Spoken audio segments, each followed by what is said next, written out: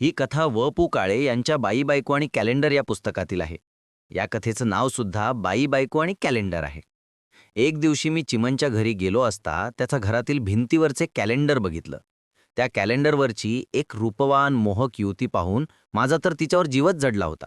ती युवती पाहून मी मित्र चिमनला म्हणालो, बस आपण रोज तुझ्या घरी एक चक्कर टाकणारच. चिमनच्या बायकोने म्हणजे वहिनीने तिच्या साडीची किंमत 2,000 रुपये असल्याचं सांगितलं, पण माझं कुठं लक्ष होतं तिच्याकडे. माझा डोळा तर त्या बाईच्या रूपावरून हटेच ना. आणि काय झालं, 4च महिन्यानंतर एक दिवस चिमन एकदम तीरासारखा माझ्या खोलीत घुसला आणि माझा हात ओढत म्हणाला, अरे बाहेर कोण आलंय तरी बघ. मी दरवाजात पाहिलं आणि जागीच्या जागी खिळोच, कारण दरवाजात तीच बाई, होय तीच कॅलेंडरमधलीच बाई. माझ्या डोळ्यांवर विश्वासच बसेना. मी चिमनला म्हणालो, अरे चिमन, आधी मला चिमटा घे.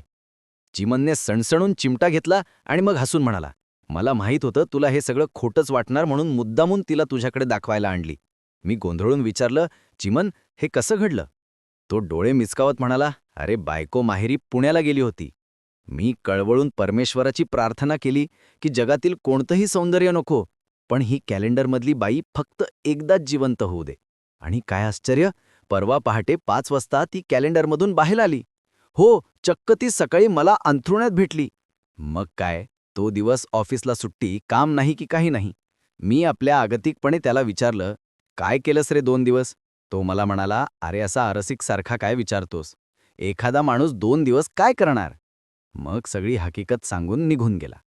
त्यानंतर आठवड्याभरातच चिमन परत धावत पळत माघारी आला. दोस्ता, गजब झालाय. मी बोलो, काय झालं रे?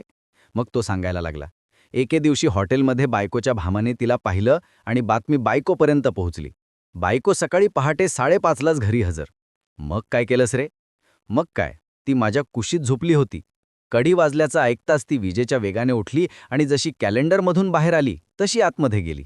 पण गडबडीत ती 2,000 रुपयांची साडी खालीच राहिली आणि माझ्या बायकोचं जुनं पातणं नेसून गेली. साडी मात्र राहिली कपाटात. बायकोने कपाट उघडलं.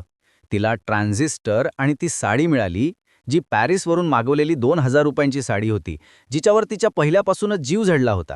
मग काय, साडी मिळाली, खुश झाली आणि मी आरोपी सही सलामत सुटलो. चल बरं झालं. त्यानंतर 15 दिवसांनी चिमन पुन्हा दारात हजर. आणि आता यावेळेस नवीन कॅलेंडर होतं. त्यावर एक सूट घातलेला रुबाबदार एकदम सुंदर पुरुष स्कूटरवर बसलेला होता.